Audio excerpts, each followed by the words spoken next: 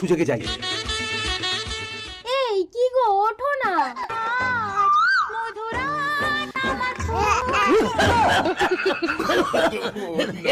কোন শালা রে? বারে বারে ঘুঘু তুমি খেয়ে যাও। এই হারামজাদা, বিয়ে করে নিজের বউকে চুমা দিতে পারিস না?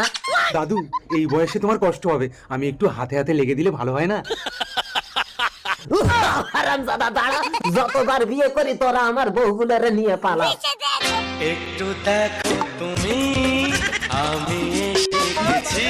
আজ মধুরা তব খুশ মানতো।